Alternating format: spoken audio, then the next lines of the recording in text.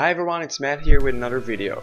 Today I'm not bringing you guys a guide for a specific champion, but rather for a specific lane. Today we're going to improve your gameplay in the mid lane. This is not a super advanced guide that will improve your gameplay when you're already in Platinum or Diamond. This is more for people that are ranked Bronze, Silver or maybe Gold in solo queue. First of all, we're going to talk about what makes the mid lane special. The first thing that makes the mid lane special is that it's positioned in the middle of the map. It's the easiest lane to gank, but also the lane that can easily gank top or bot lane itself.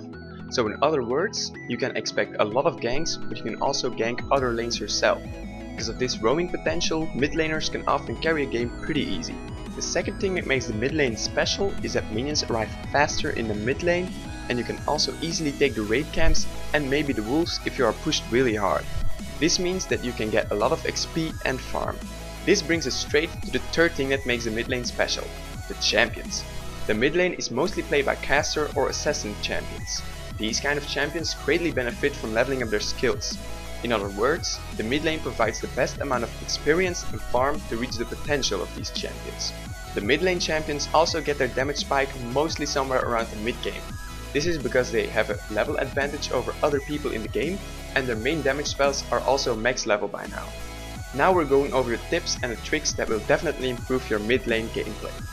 One of the more important things about playing the mid lane is warding it properly. I said before that the mid lane is the easiest to gank lane because it's in the middle of the map and you can enter it from two sides. So warding is very important.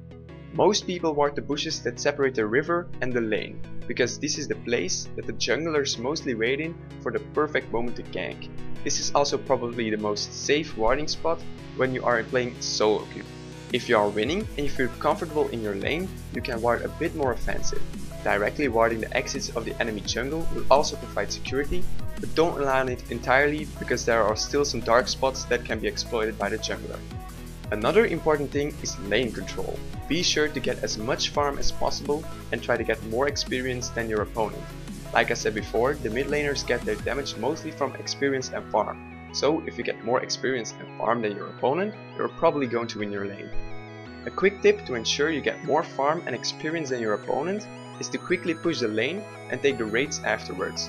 This will give you all the experience and gold of a full wave, but it will also deny your opponent some gold because he will most likely miss some of the creeps under the tower.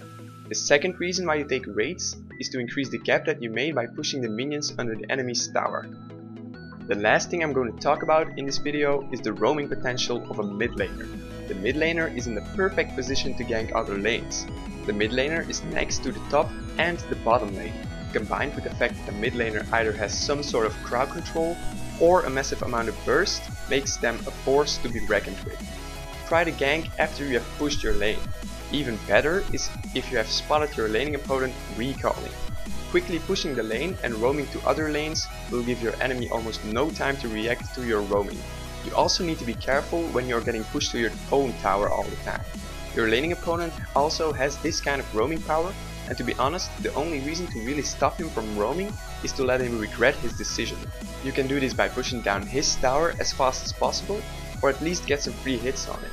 You can also leave your own lane for a gank of your own, or to get other objectives like buffs if your jungler is in the area. I don't really recommend leaving your lane when you spot your opponent in other lanes because a tower won't respawn. A tower is permanent and a buff isn't. I hope you all enjoyed my video about how to improve as a mid laner. I say again that this wasn't intended for people that are already high ranked in solo queue, but more for new people or people that are struggling with the mid lane. I'll see you all later.